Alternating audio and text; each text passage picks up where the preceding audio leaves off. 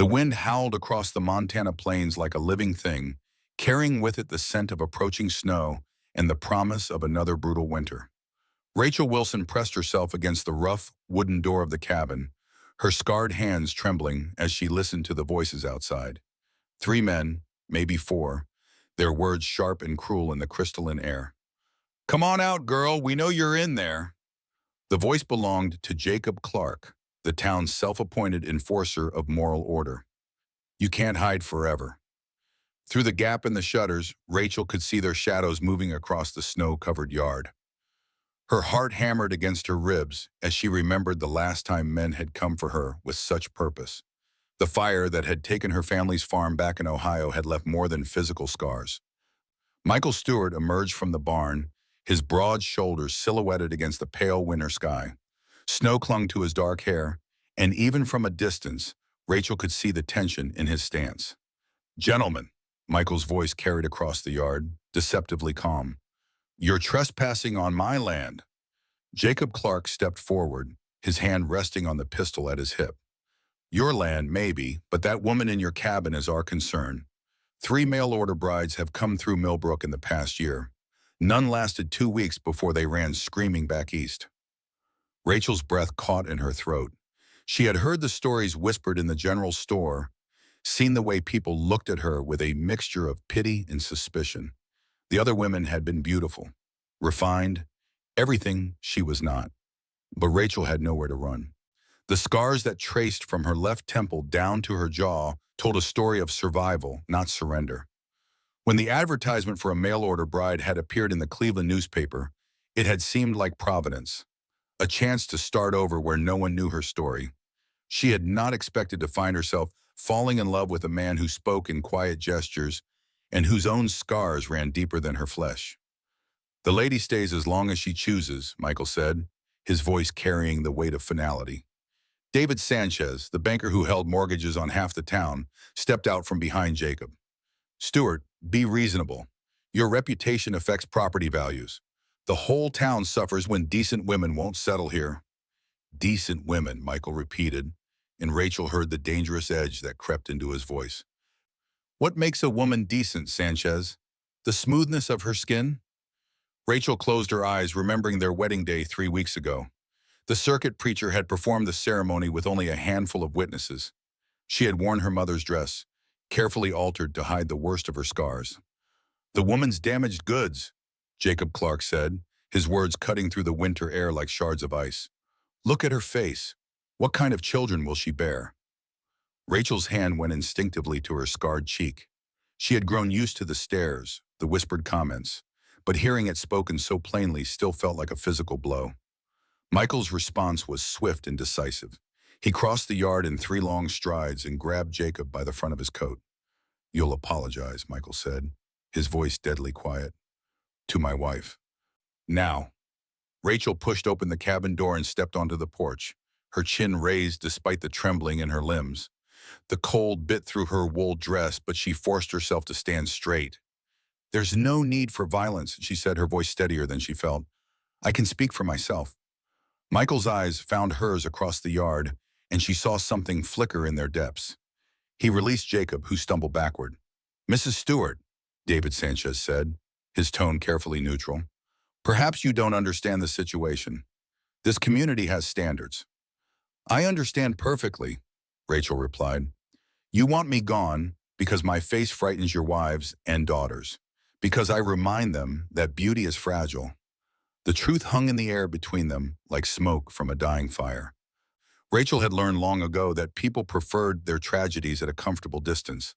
"It's not personal," Jacob said, but his eyes wouldn't meet hers. "It's just that the other women who came here had certain qualities that you lack." "They were cowards," Rachel said simply. "They ran at the first sign of hardship." "I am not running." Michael stepped closer to the porch, positioning himself between Rachel and the men. "My wife has made her position clear. I suggest you gentlemen return to town." Brandon Reches, the youngest of the group, finally spoke up. "Stewart, think about what's best for everyone. The woman could find a place somewhere else." Rachel felt something cold and hard settle in her chest. "My condition," she said, her voice gaining strength, is that I survived when others did not. If that makes me unsuitable for your town, then perhaps your town is unsuitable for me." The wind picked up, swirling snow across the yard. Rachel watched them exchange glances, saw the uncertainty creeping into their expressions. "The circuit judge will be through next month," David Sanchez said finally. "Perhaps he should review the marriage contract." It was a threat, thinly veiled. Michael's jaw tightened. "The marriage is legal and binding. You were there, Sanchez. You signed the witness papers." Rachel stepped forward, moving to stand beside Michael. "What information would change that? That I was burned in a fire that killed my family? These are not secrets I have hidden." She turned to look at her husband, seeing her own reflection in his dark eyes. Michael knew exactly what he was getting when he agreed to marry me. "I knew I was getting a woman of courage," Michael said quietly. "A woman who wouldn't run at the first sign of trouble." Something warm unfurled in Rachel's chest at his words. She had not dared to hope for more than tolerance from this marriage. Jacob Clark spat in the snow. "Pretty words won't change facts. The woman's a liability." "And you're thinking with your prejudices instead of your conscience," Michael replied. "My wife has helped deliver Mrs. Patterson's baby, nursed the Hendricks boy through pneumonia, and taught reading to half the children in the valley. What exactly is her crime?" Rachel felt a flush of surprise at his defense of her. She had not realized he had noticed her efforts to make herself useful. "Her crime," David Sanchez said coldly, "is existing where she doesn't belong." The words hit Rachel like a physical blow, but she did not flinch. "I belong where I choose to belong, and I choose to belong here, with my husband, on this land we're building together." Michael's hand found hers, his calloused fingers intertwining with her scarred ones. "The lady has spoken. I believe that settles the matter." But Jacob Clark was not finished. His hand moved to his gun. "Maybe the lady needs to learn her place." The threat hung in the air like smoke. Rachel felt Michael tense beside her, saw his own hand drift toward the rifle by the door. Before anyone could draw a weapon, the sound of approaching horses cut through the tension. A group of riders emerged from the tree line, led by Michael Stewart the elder. "What's the trouble here?" the elder Stewart called out as he reined in his horse. His weathered face showed no emotion as he took in the scene. Jacob Clark straightened, clearly relieved. "Mr. Stewart, we were just discussing the situation with your son's wife. The community has concerns." The old man's eyes found Rachel, studying her with clinical detachment. She forced herself to meet his gaze. "Concerns about what?" Michael asked, his voice tight with anger. "About the future of this valley," his father replied. "About whether we're building something that will last." Rachel understood their implication. She was a temporary solution, a placeholder until someone better came along. "My marriage is not temporary," Michael said firmly. "Rachel is my wife, and she will remain so." "Will she?" the elder Stewart asked. "When you realize what you've tied yourself to?" Rachel felt the familiar shame rise in her throat, but alongside it came something harder. Anger. "I have tied myself to nothing," she said, her voice cutting through the cold air. "I have chosen to build a life with a man who saw value in me beyond the surface.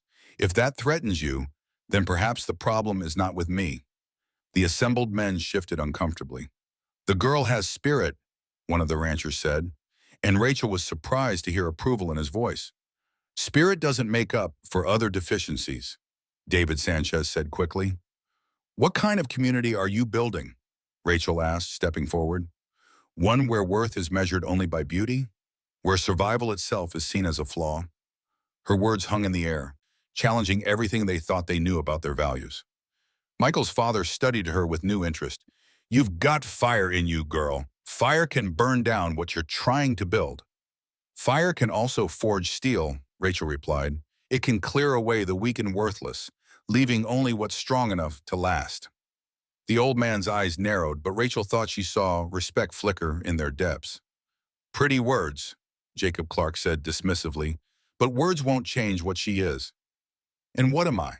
Rachel asked, turning to face him directly. "Tell me, what makes a person worthy in your eyes?" The question caught him off guard. "Well, I mean, there are standards." "Whose standards?" Rachel pressed. "And who gave you the authority to enforce them?" She could see the uncertainty in his eyes now. The community's standards, he said finally, but his voice lacked conviction. I am part of this community, Rachel replied. We have as much right to set standards as anyone else. Michael stepped closer to her. My wife is right. We're not asking for your approval. We're simply asking to be left in peace. There can be no peace when decent people are forced to look upon such unpleasantness, David Sanchez said. The word hit Rachel like a slap, but Michael's posture changed, speaking of barely controlled violence. Careful, Sanchez, he said, his voice deadly quiet. You're talking about my wife. I'm talking about reality. Children cry when they see her. How is that good for anyone? Rachel felt the familiar stab of pain, but she pushed it aside. Children cry because they're taught to fear what they don't understand. My scars tell a story of survival, not shame. Survival, then, the elder Stewart repeated thoughtfully. That's what this land demands above all else. The ability to endure, to keep going when others would quit. Rachel heard something in his tone that gave her hope. She had survived the fire that killed her family, had endured the long journey west, had adapted to frontier life. The other women who came here, she said, addressing the group, what happened to them? Why did they leave? Brandon Reyes spoke up. They found the life too hard, the isolation, the work, the dangers. And you think I'm not prepared, Rachel asked? You think my scars make me weak? We think your scars make you unsuitable, Jacob Clark said bluntly. My scars make me realistic, she said. They've taught me that life is fragile, that survival requires strength most people never develop. Michael's hand found the small of her back. My wife has proven herself in ways that matter. She's worked beside me to build this ranch, cared for the sick, helped bring new life into the world. Beauty, David Sanchez said simply. Grace, the qualities that make a woman worth having. Those qualities are luxuries, the elder Stewart said slowly. This land strips away luxuries, leaves only what's essential. Maybe the question isn't whether she's suitable for us, but whether we're suitable for her. Several of the men shifted uncomfortably at his words. She chose to stay, Michael said quietly. When the others ran, she chose to stay. It tells me she had nowhere else to go, Jacob Clark said cruelly. Rachel felt the words like a physical blow, but she forced herself to stand straight. You're right, I had nowhere else to go. Coming here was an act of desperation. She saw satisfaction flicker in Clark's eyes, but she was not finished. But staying here, building a life here, that's an act of choice. I could have run like the others. Instead, I chose to make this my home. The wind picked up again, making the horses stamp nervously. Rachel pulled her shawl tighter, but did not retreat. Fight? The elder Stewart asked. What are you fighting for? The right to exist, Rachel said simply. The right to be seen as more than my scars. The right to build something meaningful with the life I was given. She turned to look at Michael, seeing her own determination reflected in his eyes. And what are you fighting against? The old man pressed. Rachel considered the question carefully. I'm fighting against the idea that worth is determined by appearance, against the belief that survival makes you weak instead of strong. The assembled men fell silent, perhaps recognizing the deeper challenge her words represented. Pretty philosophy, David Sanchez said finally, but philosophy doesn't change facts. Then it's fortunate I found an indecent man, Rachel replied, and was rewarded by a surprised laugh from her husband. Michael, his father said, his voice heavy with authority, are you prepared to stake your future on this decision? The question hung between them like a challenge. Rachel held her breath.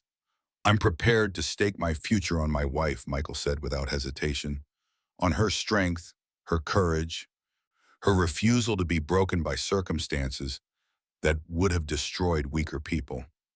Rachel felt tears prick her eyes at his words, but she blinked them back. And if she can't give you children? Jacob Clark asked cruelly. The question hit Rachel like a physical blow, touching on her deepest fear. Then we'll face that together, Michael said firmly, just as we'll face whatever other challenges come our way. The elder Stewart studied them both for a long moment, Finally, he turned to address the other men. "I've seen enough," he said. "The boy's made his choice, and his wife has proven she's got backbone. That's more than we could say about the others." "But Mr. Stewart," Jacob Clark protested, "surely you can see the problems this will cause." "Community harmony built on cruelty isn't worth preserving," the old man replied. "If we can't accept a woman who's proven her worth through actions instead of appearance, then maybe we need to examine our own values." Rachel felt a surge of gratitude toward Michael's father. "This isn't over," David Sanchez said, his voice tight with anger. "There are other ways to address this situation." "Are you threatening my family?" Michael asked, his voice dropping to a dangerous level.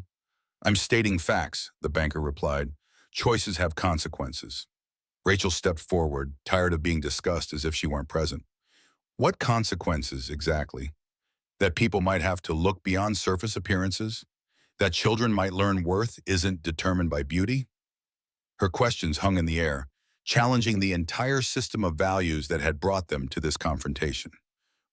"You're asking us to change everything," Brandon Reyes said quietly. "I'm asking you to expand your definition of what serves you well," Rachel replied, "to consider that strength comes in many forms, that survival itself is a kind of grace." She turned to look at each man in turn. "I'm not asking you to find me beautiful. I'm asking you to find me human." The simple request seemed to catch them off guard, stripping away the abstract arguments. Rachel was no longer a symbol. She was a woman asking for basic recognition of her humanity. "We never said you weren't human," Jacob Clark said, but his voice lacked conviction. "Didn't you? When you decided my worth based solely on my appearance? When you spoke about me as if I were property to be evaluated?" The accusations hung in the air, forcing the men to confront the implications of their behavior. "This is getting us nowhere," David Sanchez said impatiently. "The fact remains that her presence here is disruptive." "What other families?" Rachel asked. "The ones who are too shallow to see past surface appearances? Are those really the kind of people you want to build your community around?" "She has a point," one of the ranchers said reluctantly. "Thank you," Rachel said, turning to face the man. "What's your name?" "Tom Morrison," he replied uncomfortably. "Mr. Morrison, do you have children?" "3 daughters," he said, pride evident in his voice. "And what do you want for them? What kind of world do you want them to grow up in?" "I want them to be happy, safe, respected." "And if one of them were injured, scarred, would you want her cast out? Would you want her judged solely by her appearance?" The man's face paled as he considered her question. Rachel saw the moment when abstract principles became personal reality. "That's different," he said weakly. "Those would be my daughters." "And I am someone's daughter," Rachel replied gently. "The fire didn't change that. The scars didn't erase my humanity." She could see her words taking effect, forcing the men to confront the contradiction between their stated values and their current actions. "You're manipulating us," Jacob Clark said angrily, "using emotion to cloud the real issues." "What are the real issues?" Rachel asked. "That I make you uncomfortable? That my presence challenges your assumptions about worth and beauty?" The last accusation hit home, and she saw several of the men flinch. "The real issue," David Sanchez said coldly, "is that you don't belong here." "Then tell me what this community needs," Rachel challenged. "Paint me a picture of your ideal woman." The banker opened his mouth to respond, then seemed to realize the trap she had set.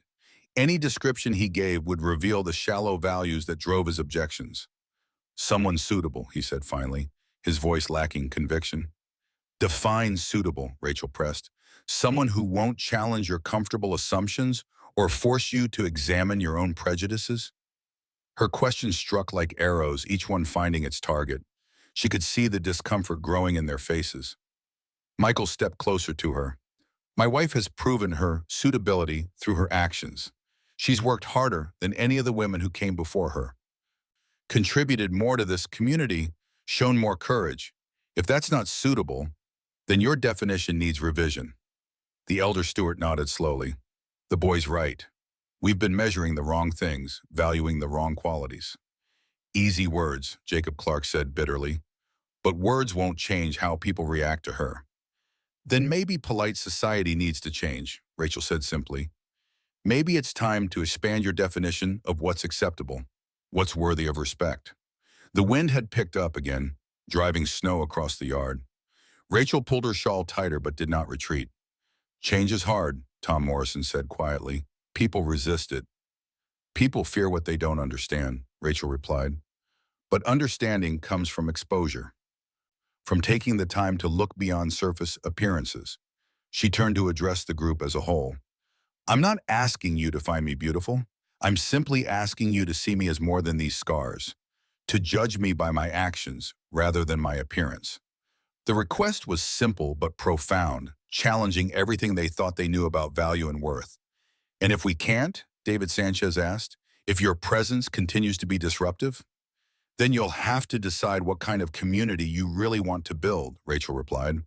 One based on shallow appearances, or one based on deeper values like courage and resilience. The challenge hung in the air between them, forcing each man to confront his own values. Rachel could see the moment of decision approaching. Michael's father spoke first. I've lived on this frontier for 30 years.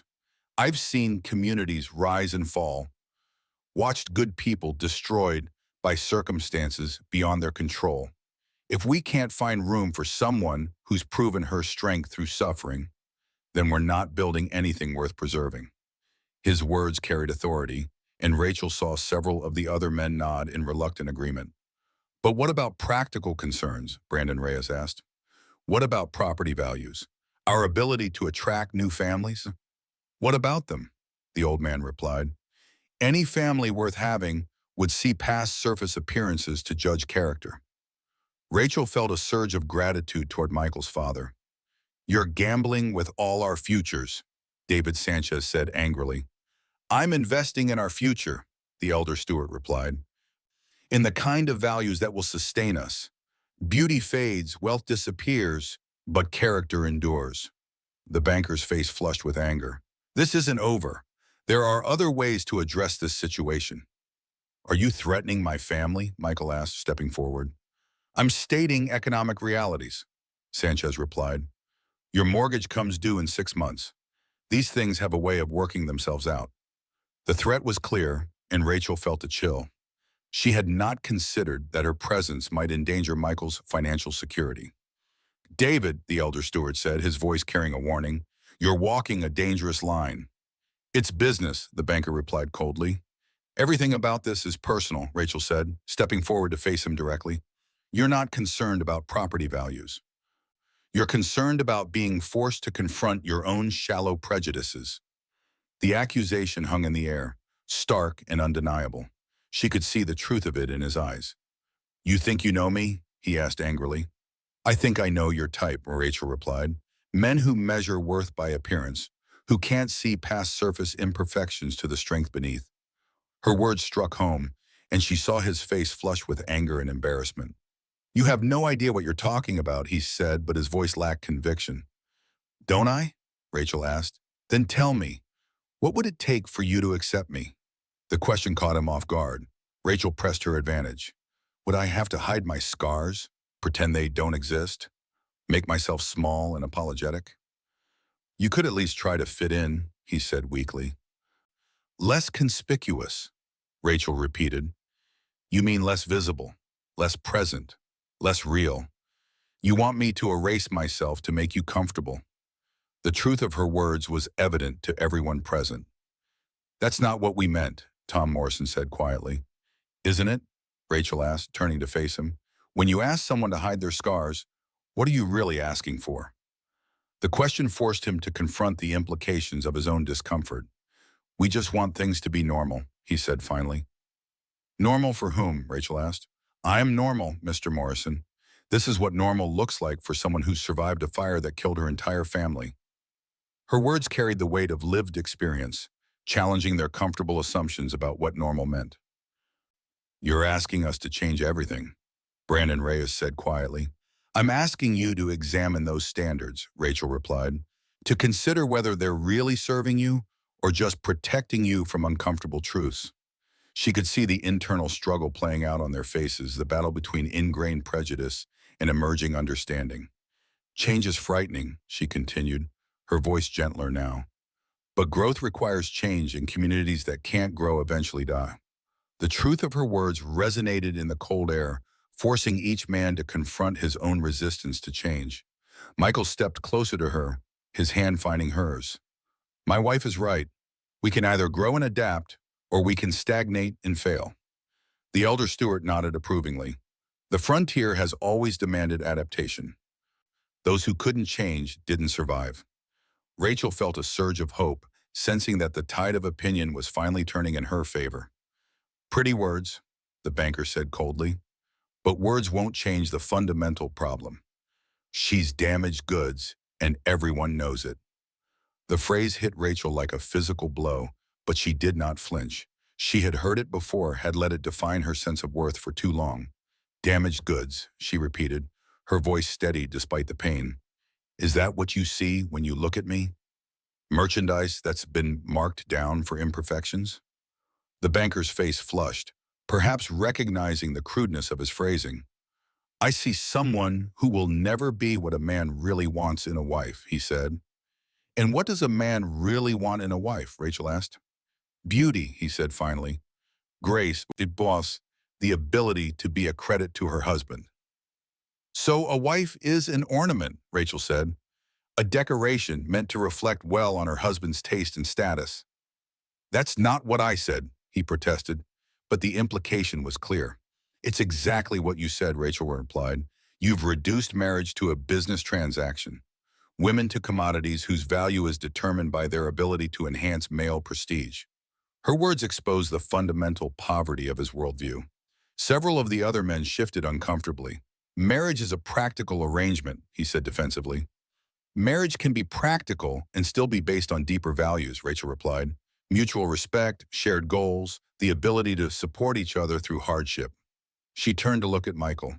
My husband didn't choose me for my beauty. He chose me for my strength, my willingness to work beside him, my refusal to be broken. And I chose well, Michael said quietly. My wife has proven her worth every day since our marriage. Rachel felt tears prick her eyes at his words, but she blinked them back. The wind had died down, leaving an almost supernatural stillness. Snow continued to fall in lazy spirals, dusting the shoulders of the assembled men. Actions, David Sanchez repeated mockingly. What actions? Any woman can do those things. Can they? Rachel asked. Can any woman deliver a breech baby in a blizzard? Can any woman manage a household on the frontier while her husband is away for weeks? Her questions highlighted the specific challenges of frontier life, the skills required to survive in such harsh conditions. The other women who came here, she continued, what specific contributions did they make? What value did they add beyond their physical appearance? The question forced the men to confront the reality that the previous brides had been decorative rather than functional. They were ladies, Jacob Clark said finally, but his voice lacked conviction. And what makes a lady? Rachel asked. Soft hands that have never known work? Delicate sensibilities that crumble at the first sign of hardship? Her question struck at the heart of their romanticized notions of femininity. They had breeding, he said weakly. Education. I have education. Cha batiman, Rachel replied. I can read and write, keep accounts, speak 3 languages. I also have the practical skills to survive when grace isn't enough. She could see the surprise in their faces at her claims, the way their assumptions about her background were being challenged. What languages?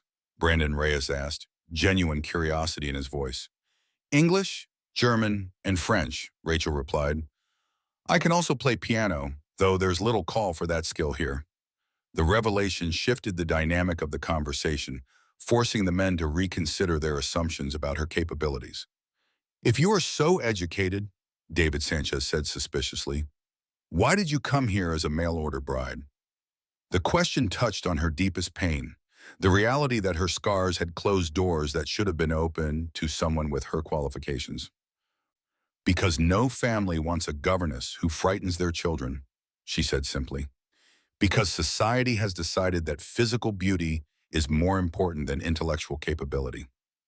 Her words exposed the cruel reality of her situation, The way her scars had limited her options despite her qualifications. "So you settled," Jacob Clark said, seizing on what he saw as an admission of defeat. "I adapted," Rachel corrected. "I found a way to use my skills in a context where they were valued over my appearance." The distinction was important, highlighting the difference between passive acceptance and active choice. "And what skills are those?" Tom Morrison asked, his tone more respectful than before. "I can manage accounts, plan budgets, organize supply chains.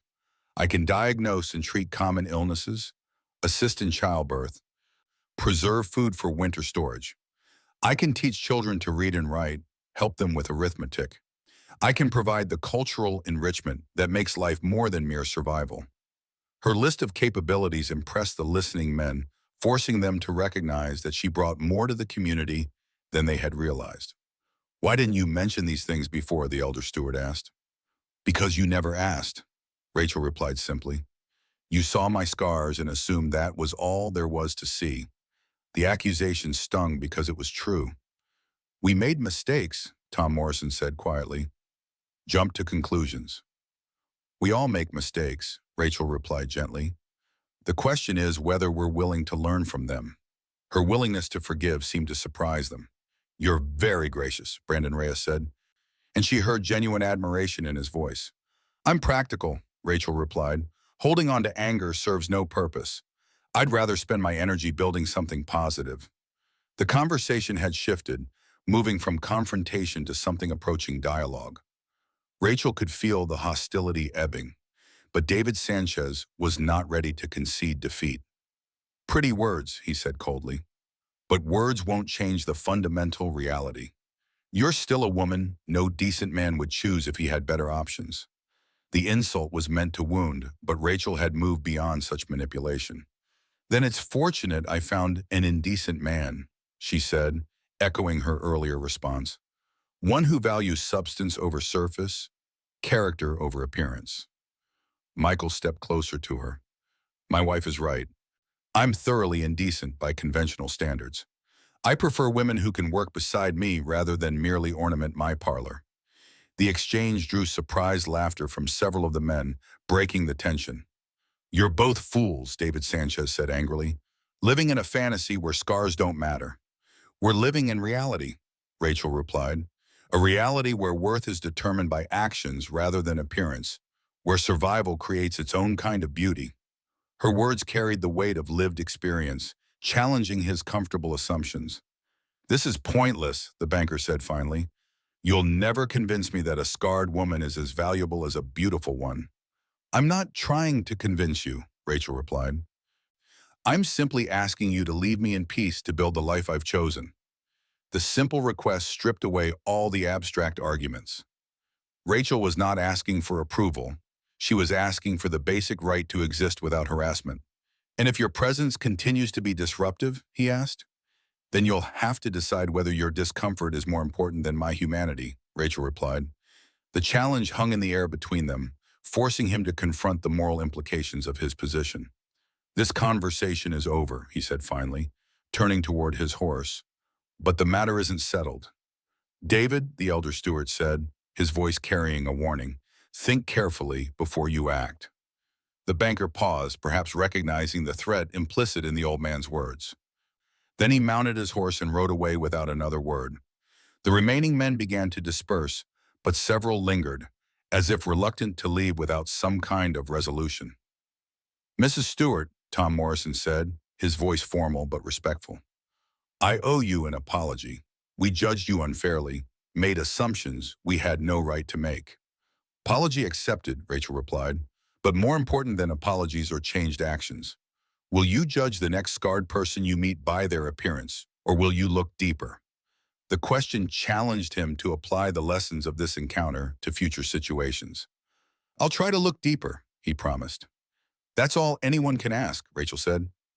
Brandon Reyes stepped forward. "I'm sorry too, ma'am. I let other people's opinions influence my thinking." "We all do that sometimes," Rachel replied kindly. "The important thing is recognizing it and choosing to think independently in the future." One by one, the other men offered their own apologies. Rachel accepted each with grace, understanding that changing deeply held prejudices was a process that took time. Finally, only the elder Stuart remained. He studied Rachel with thoughtful eyes. "You're a remarkable woman, he said finally. "My son chose better than I initially thought." "Your son chose someone who would work beside him rather than merely decorate his home," Rachel replied. "It will," the old man said with certainty. "Beauty fades, but character endures. You have character in abundance." The compliment touched her more deeply than she expected. "Thank you," she said simply. "That means more to me than you know." The elder Stuart nodded and turned his horse toward town, but paused before riding away. "That banker will cause trouble. Men like him don't give up easily." "I know," Rachel replied, "but I won't be driven away by threats. This is my home now, and I'll defend it." "Good," the old man said approvingly. "This land respects strength, and you've got plenty of that." He rode away, leaving Rachel and Michael alone in their snow-covered yard. "Are you all right?" Michael asked, his voice gentle with concern. Rachel considered the question carefully, taking inventory of her emotional state. She felt drained but also oddly exhilarated. She had faced her critics directly, had defended her right to exist without apology or shame.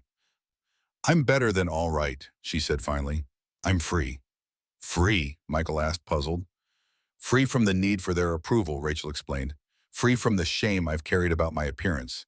Free to be myself without apology." The realization had come gradually during the confrontation.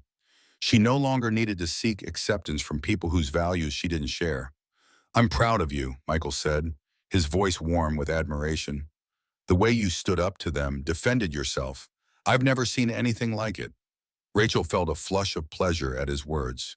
She had not just defended herself, she had challenged an entire system of values that reduced human worth to surface appearances. "I had to," she said simply.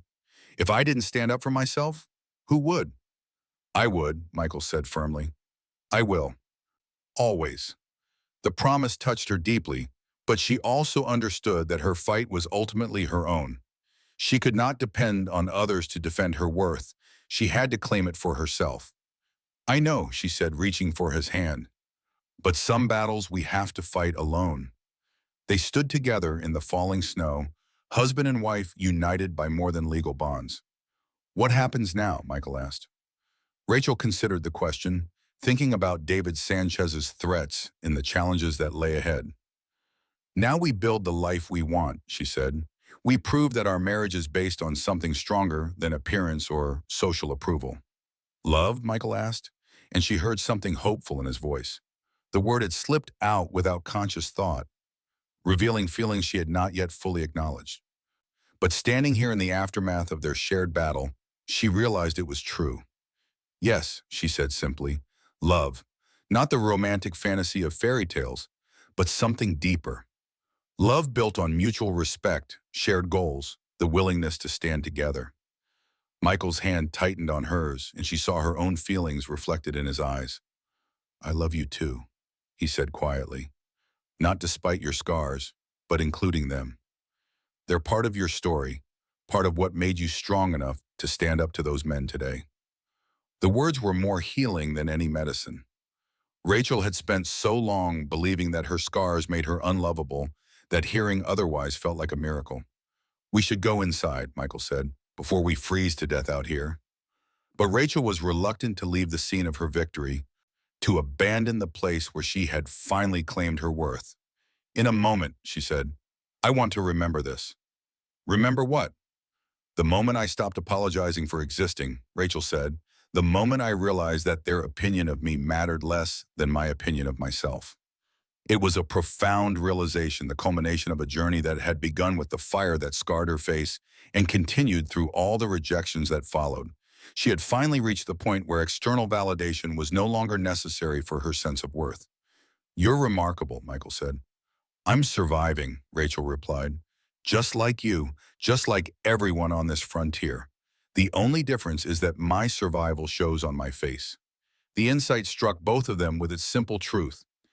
Everyone who lived on the frontier bore scars of one kind or another, but most were hidden. Rachel's scars were visible, making her survival public in a way that made others uncomfortable.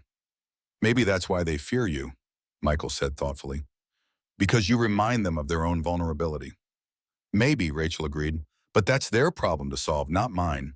I can't live my life trying to make others comfortable with their own mortality. They walked together through the falling snow, leaving footprints that would be covered by mourning, but carrying memories that would last a lifetime. The confrontation was over, but their real journey was just beginning. Inside the warm cabin, Rachel began preparing dinner while Michael tended the fire.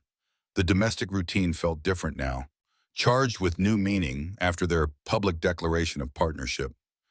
"What will you do about Sanchez?" Rachel asked as she sliced vegetables for stew. Michael's jaw tightened. "Whatever I have to do to protect my family." The phrase sent a thrill through Rachel's heart. My family. She was no longer just a convenient arrangement. She was family, worth protecting and defending. "He threatened our mortgage," she said, voicing her concern. "Let him try," Michael replied grimly. "I've got savings he doesn't know about, and my father has influence too." His confidence reassured her, but Rachel knew that financial pressure was only one weapon in the banker's arsenal. "What about the others?" she asked. "The men who were here today?" "Most of them are decent people who got caught up in mob thinking," Michael said. "Once they had time to consider your words, I believe they'll come around." Rachel hoped he was right, but she had learned not to expect too much from human nature. "And if they don't?" she asked. Michael turned from the fire to look at her directly. "Then we'll face whatever comes together, just like we did today." The promise was simple but profound, a commitment that went far beyond their original marriage contract. As the evening progressed, Rachel found herself reflecting on the day's events with satisfaction and apprehension. She had won a significant victory, but she knew that such victories were often temporary. The fire crackled in the hearth, casting dancing shadows on the cabin walls. Outside, the wind had picked up again, but inside their small home, Rachel felt a peace she had not known since before the fire that changed her life. "I keep thinking about what you said," Michael said as they sat by the fire after dinner. "About love growing from respect and partnership rather than superficial attraction." Rachel looked up from her mending, studying her husband's face in the firelight. He was not a conventionally handsome man, but there was strength in his features, kindness in his eyes. "Do you think it's possible," she asked, "to build something lasting on such a foundation?" "I think it's the only way to build something lasting," Michael replied. "Physical beauty fades, passion cools, but respect and partnership can grow stronger with time." The insight revealed a maturity that impressed Rachel. Michael had chosen her not for her beauty, but for her strength. Not for passion, but for partnership. "The other women who came here," she said carefully, "what did you think of them?" Michael was quiet for a long moment. "They were beautiful," he said finally. "Refined, educated, everything a man is supposed to want in a wife." "But," Rachel prompted. "But they saw this life as something to endure rather than embrace," he said. "They wanted to change everything, to make the frontier conform to their expectations rather than adapting themselves to its realities." The observation revealed much about his values, his understanding that survival on the frontier required flexibility and strength. "And I'm different?" Rachel asked. "You're different," Michael confirmed. "You see challenges as opportunities to grow rather than obstacles to overcome. You adapt without losing your essential self." The compliment touched her deeply, recognizing qualities she had developed through necessity but had never seen as virtues. "I had to adapt," she said simply. "The alternative was to give up, and that was never really an option." "Why not?" Michael asked. "What kept you going when everything seemed hopeless?" Rachel considered the question, thinking back to the darkest days after the fire. What had driven her to keep fighting when everything she loved was gone? "Stubbornness mostly," she said with a slight smile, "and the feeling that giving up would dishonor the memory of my family. They died fighting to save our home. I couldn't let their sacrifice be meaningless." The explanation revealed the deep well of determination that had sustained her through years of hardship and rejection. "They would be proud of you," Michael said quietly, "of what you've become, what you've accomplished." The words brought tears to Rachel's eyes. She had often wondered what her parents would think of the woman she had become. "I hope so," she whispered. "I try to honor their memory in everything I do." They sat in comfortable silence for a while, each lost in their own thoughts. The fire burned lower, casting longer shadows and filling the cabin with the warm scent of burning wood. "What do you think will happen tomorrow?" Rachel asked eventually. "Tomorrow we'll get up and do the work that needs doing," Michael said practically. "We'll tend the animals, maintain the buildings, prepare for spring. Life goes on regardless of community politics." His pragmatism was comforting, a reminder that their daily reality was not determined by other people's opinions, but by their own choices and actions. "And if Sanchez makes good on his threats," she asked, "then we'll deal with it," Michael said firmly. "We'll find other sources of credit, other ways to finance our operations." His confidence was reassuring, but Rachel knew that financial warfare could be devastating even when it didn't achieve its primary objective. "I don't want my presence to cost you everything you've worked for," she said quietly. Michael turned to look at her directly. "Rachel, you are what I've worked for. This ranch, this life, it's all meaningless without someone to share it with. I didn't marry you to acquire a housekeeper. I married you because I wanted a partner." The declaration was more romantic than anything he had said during their courtship, revealing depths of feeling that had been hidden beneath practical concerns. "I want that too," she said softly. "A real partnership, a real marriage. Not just a business arrangement, but something deeper." "Then that's what we'll build," Michael said, reaching for her hand. "Starting now, starting tonight." The promise hung between them, charged with possibility and hope. They had begun as strangers brought together by necessity, but they were becoming something more. True partners united by choice rather than circumstance. "It won't be easy," Rachel warned. "There will be more confrontations, more attempts to drive us apart." "Nothing worthwhile is ever easy," Michael replied. "But we've already proven we can face challenges together. Today showed me that we're stronger united than either of us could be alone." The insight was profound, recognizing that their partnership was not just emotional, but strategic, that they complemented each other's strengths and compensated for each other's weaknesses. "What did today show you about me?" Rachel asked. Michael considered the question carefully. "It showed me that you're not just strong, you're fearless. You stood up to men who could have destroyed us financially and socially, and you did it without flinching." "I was terrified," Rachel admitted. "My hands were shaking so badly I had to clench them to keep it from showing." "But you did it anyway," Michael pointed out. "That's what courage is, being afraid but acting anyway." The definition resonated with Rachel, who had always thought of courage as the absence of fear rather than action in spite of it. "Then I suppose I've been courageous without realizing it," she said with a slight smile. "You've been courageous every day since I've known you," Michael said. "Getting up each morning despite the stares and whispers, working to build a life despite the obstacles, refusing to let other people's prejudices define your worth." The observation made Rachel see her daily struggles in a new light, recognizing them as acts of courage rather than simple survival. "What about you?" she asked. "What did today show you about yourself?" Michael was quiet for a long moment. "It showed me that I'm capable of more than I thought, that I can stand up to pressure, defend what I believe in, even when it costs me." "Even when it costs you?" Rachel asked.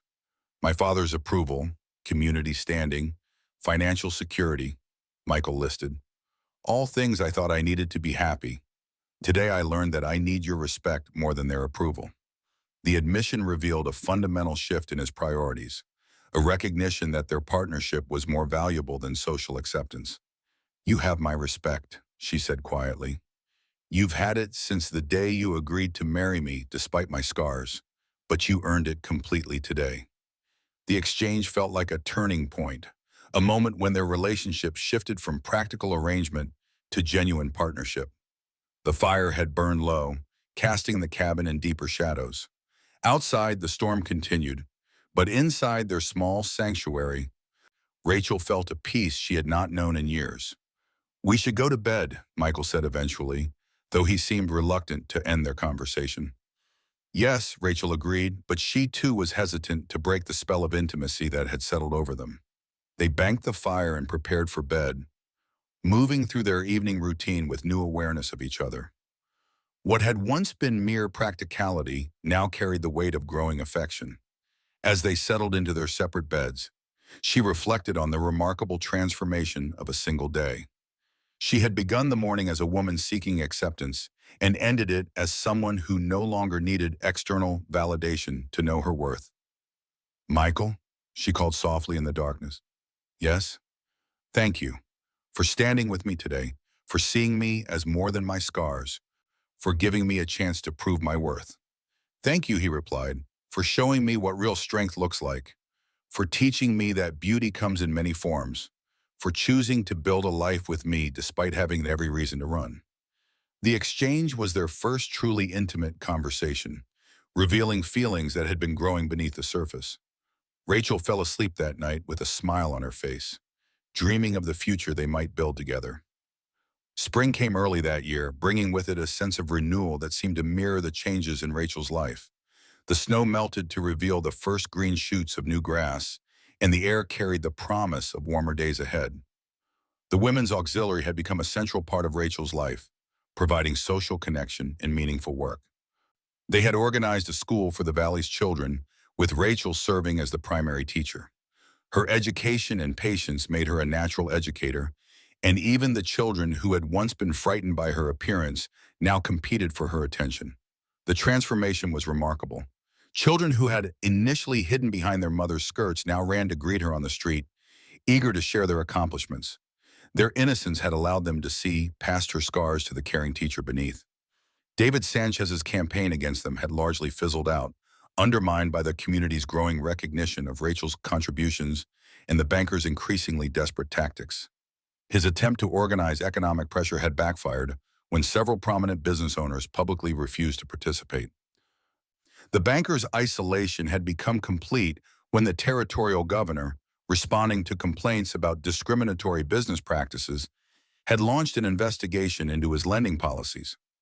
Faced with potential legal consequences, Sanchez had quietly withdrawn from public opposition to Rachel's presence. "He's still watching us," Michael observed one morning as they worked together in their garden. Rachel glanced toward town, where she could see the banker's familiar figure standing outside his office. "Let him watch," she said calmly. "He'll see nothing but a woman and her husband building a life together, contributing to their community." Her equanimity impressed Michael, who still struggled with anger toward those who had treated his wife badly. But Rachel had learned that carrying grudges only poisoned the bearer. The garden they were planting together had become a symbol of their partnership, a literal representation of their commitment to putting down roots in this place they now called home. "The roses should bloom by midsummer," she said, indicating the young bushes they had planted along the fence. "Like their gardener," Michael said with a smile, earning a laugh from his wife. The easy affection between them had grown gradually over the months, built on shared work and mutual respect rather than passionate romance. But Rachel had discovered that love, based on partnership and understanding, was more durable than attraction based solely on physical beauty. Their marriage had evolved into something neither of them had expected when they first exchanged vows. What had begun as a practical arrangement had become a true union, a partnership that strengthened both of them. "Mrs. Stewart!" A child's voice called from the road, and Rachel looked up to see young Tommy Henderson running toward their gate. Behind him came his mother, Sarah, carrying a basket and wearing the kind of smile that suggested good news. "We have something to show you," Tommy announced breathlessly as he reached the garden fence. Rachel set down her gardening tools and walked over to greet them, curious about the excitement she could see in both mother and son. "What is it?" she asked, ruffling Tommy's hair with the easy affection that had developed between them during his illness. "Show her, Tommy," Sarah encouraged, her eyes bright with pride.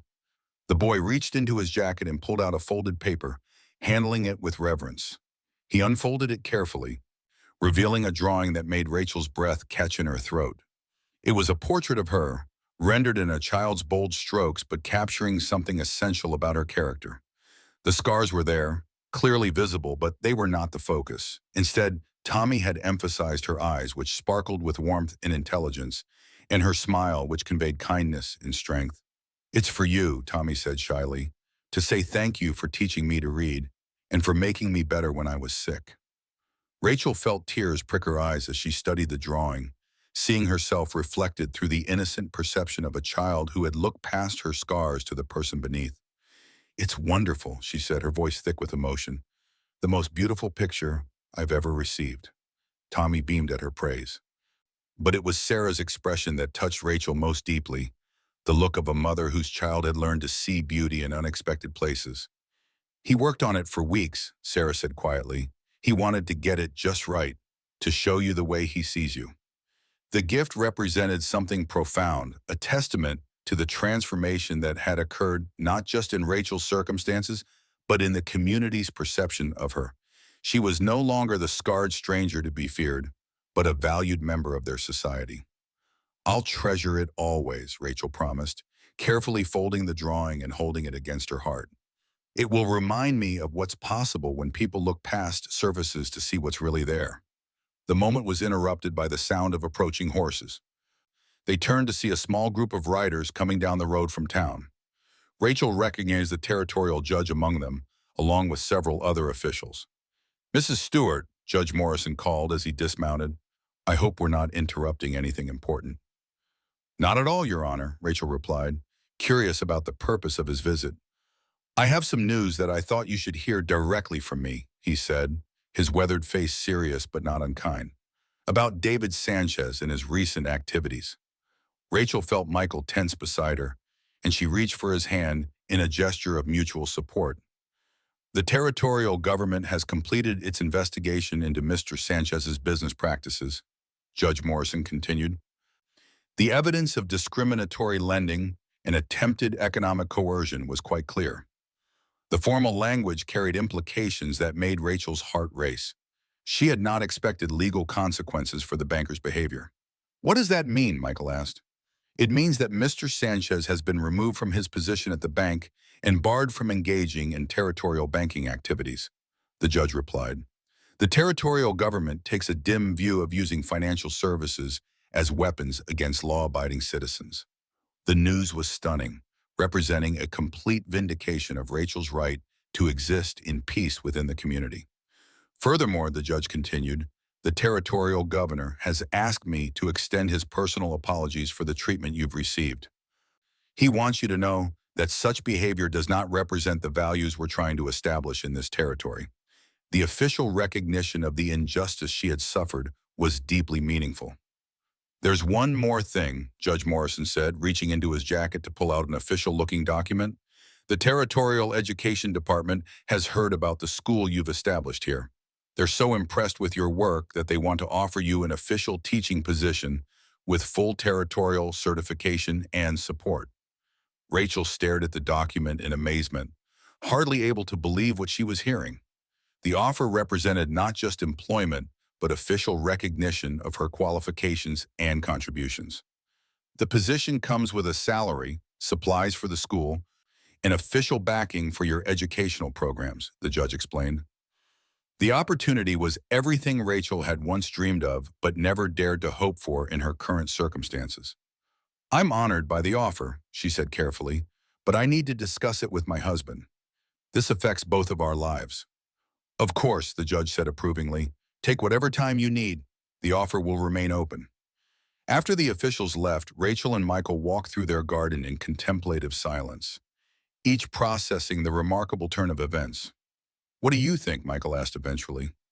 Rachel considered the question carefully, weighing the practical advantages against the life they had built together. "I think it's an incredible opportunity," she said honestly. "The chance to teach officially, to have resources and support for the school, to make a real difference in children's lives." "But," Michael prompted, "but I don't want to lose what we've built here," Rachel said, gesturing toward their home, their garden, their shared life. "Who says you have to lose anything?" Michael asked. "The school is here in the valley. The children are our neighbors' children. You could teach and still come home to our ranch every day." The solution was so simple that Rachel wondered why she hadn't seen it immediately. "You wouldn't mind," she asked, "having a wife who works outside the home?" Michael's answer came without hesitation. "I'd be proud to have a wife whose talents are recognized and valued by the territorial government." The support was everything Rachel could have hoped for. "Then I accept," she said, feeling a surge of excitement. That evening, as they sat by their fire discussing the day's remarkable developments, Rachel reflected on the extraordinary journey that had brought her to this moment. She had come to this valley as a desperate woman seeking only survival, had faced rejection and persecution, had fought for the basic right to exist in peace. Now she was not just accepted, but valued, not just tolerated, but actively sought after for her contributions. The scars that had once seemed to define her limitations had become part of a story of survival and strength that inspired others. "Do you ever think about the other women who came before me?" she asked Michael. "The ones who ran away when life got difficult?" Michael considered the question thoughtfully. "Sometimes. I wonder what their lives became, whether they found what they were looking for." "I hope they did," Rachel said genuinely. "I hope they found places where they could be happy, where their particular strengths were valued." "But I'm grateful they left," Michael said quietly, "because if they hadn't, I might never have found you." The words touched Rachel deeply, acknowledging that their love story had grown from the ashes of other people's failures. "I'm grateful too," she said, "for all of it. The fire that scarred me, the rejection that drove me west, the loneliness that made me desperate enough to answer a mail-order bride advertisement. Without those experiences, I never would have become the person I am today." The conversation continued late into the night, with Rachel and Michael sharing their dreams for the future they would build together. They talked about the school Rachel would run, the children she would teach, the community they would help shape through their example of partnership and perseverance. "I want our story to inspire others," Rachel said as the fire burned low.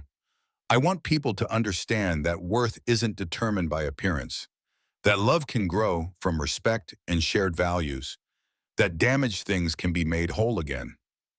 "Our story is already inspiring people," Michael replied. "Look at how the community has changed, how people are starting to question their assumptions about beauty and worth." It was true, the confrontation that had seemed so threatening months ago had actually sparked a broader conversation about values and inclusion. The community was slowly but surely becoming more accepting, more willing to look past surface appearances to judge character. "Change is slow," Rachel observed, "but it is happening." "Thanks to you," Michael said. "Thanks to your courage in standing up for yourself, your refusal to be driven away by prejudice." Rachel shook her head. "Thanks to us. I couldn't have done it alone. Your support, your willingness to stand with me against community pressure, that made all the difference." The acknowledgement of their partnership felt important, recognizing that their success had been a joint effort rather than an individual triumph. As they prepared for bed, Rachel felt a deep sense of contentment. She had found not just acceptance, but belonging, not just tolerance, but love, not just survival, but purpose. The journey had been difficult, marked by pain and rejection and moments of despair, but it had led her to exactly where she needed to be. "I love you," she said to Michael as they settled into bed, the words coming easily now after months of growing intimacy. "I love you too," he replied. "More than I ever thought possible when we first met." The admission made Rachel smile. Their love had indeed grown beyond what either of them had expected, deepening with each shared challenge and mutual support. "What do you think our children will think of this story someday?" she asked, voicing a hope she had barely dared to acknowledge. "I think they'll be proud," Michael said confidently. "Proud of their mother's courage, proud of their parents' refusal to let other people's prejudices define their worth."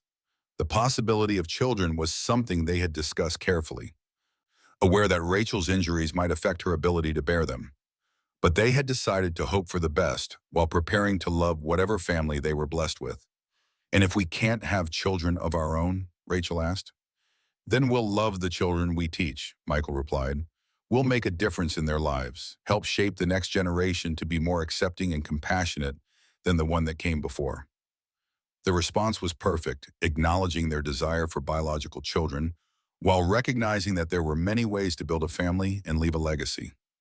Rachel fell asleep that night feeling more at peace than she had since before the fire that changed her life. She had found her place in the world, her purpose, her partner. The scars that had once seemed like marks of shame had become symbols of survival and strength. The wind outside had died down completely, leaving the night quiet except for the soft sounds of the settling house. In the distance, an owl called to its mate, a lonely sound that somehow felt hopeful rather than sad.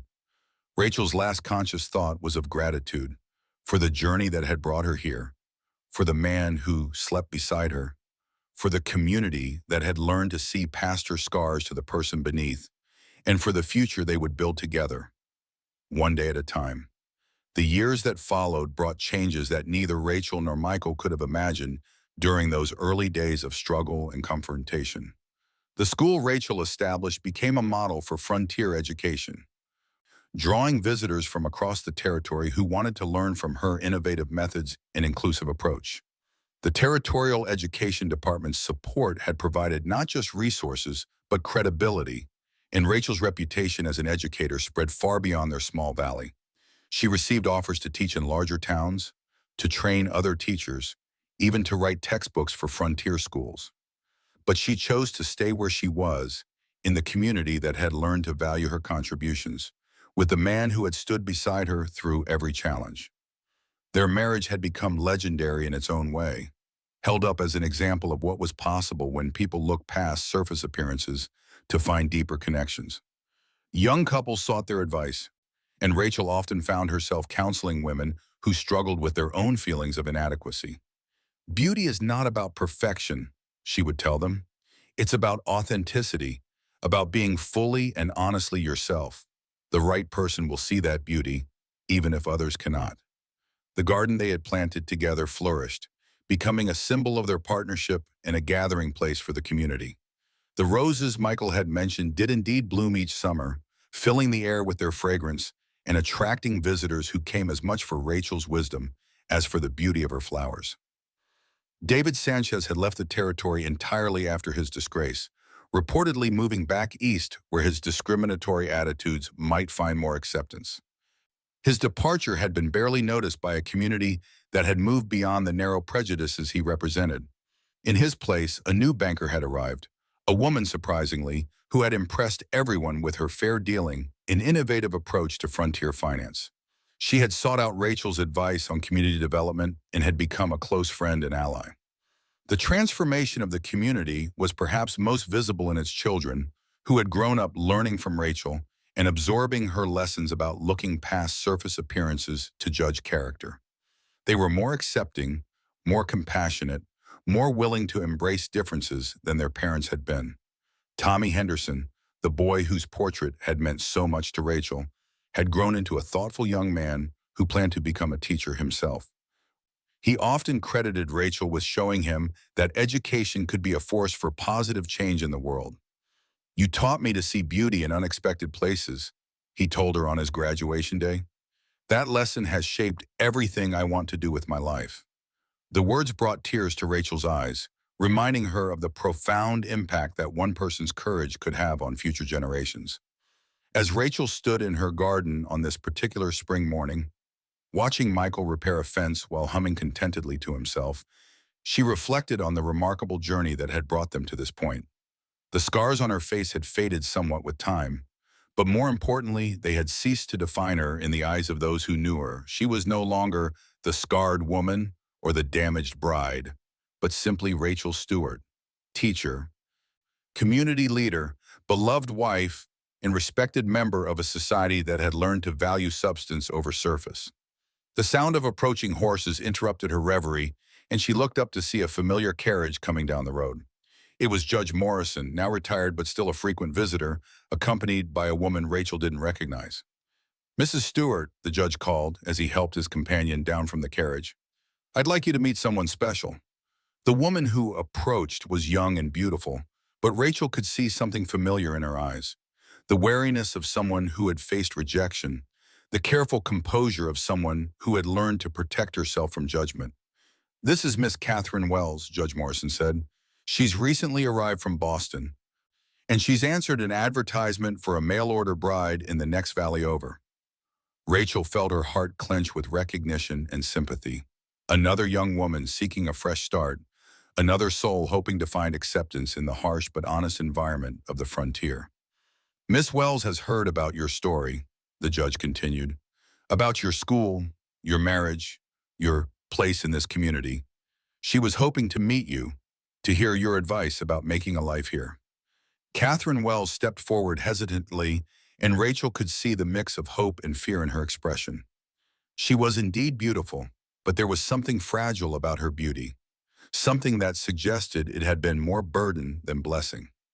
"Mrs. Stewart," Catherine said, her voice soft but clear, "I've heard so much about you, about how you built a life here despite the challenges you faced."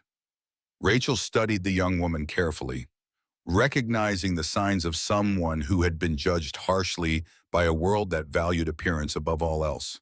But Catherine's challenges were different from her own. The burden of being too beautiful, too refined, too much of what men claimed to want but often couldn't handle. "What brings you west, Miss Wells?" Rachel asked gently. Catherine's composure wavered slightly. "I was engaged to a man in Boston, a wealthy man who seemed to love me. But when he discovered that my beauty came with a mind of its own, when I expressed opinions he didn't share, he decided I was unsuitable after all." The story was familiar in its own way. Another woman rejected for failing to conform to narrow expectations. Another soul seeking a place where she could be valued for more than her appearance. "And what do you hope to find here?" Rachel continued. "What you found," Catherine said simply, "a place where I can be myself, where I can contribute something meaningful, where I can build a life based on more than just how I look." Rachel felt a surge of kinship with this young woman, recognizing the same longing for authentic connection that had driven her own journey west. "The frontier can be harsh," she said honestly. "It strips away pretenses, forces you to confront who you really are beneath the surface. Are you prepared for that?" Catherine nodded firmly. "I think I am. I hope I am. I know I can't go back to the life I was living." "Then you've already taken the first step," Rachel said with a smile. "You've recognized that change is necessary, that growth requires leaving your comfort zone." She gestured toward the chairs on her porch. "Would you like some tea? I'd be happy to share what I've learned about making a life in this territory."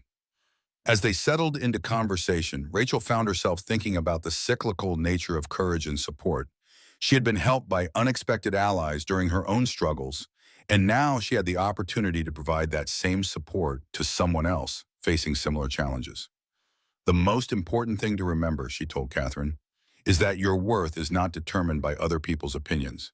It comes from within, from your actions, your character, your willingness to keep growing and learning." Catherine listened intently, asking thoughtful questions and sharing her own fears and hopes. Rachel could see the intelligence and strength beneath the young woman's refined exterior, the qualities that would serve her well if she could learn to value them properly. "Will you stay in touch?" Rachel asked as their visit drew to a close. "I'd like to hear how your new life unfolds." "I'd like that very much," Catherine replied. "Thank you for showing me that it's possible to build something meaningful from the ashes of disappointment." As the carriage pulled away, Rachel felt a deep sense of satisfaction. Her story had indeed become an inspiration to others, proof that courage and persistence could overcome even the most daunting obstacles.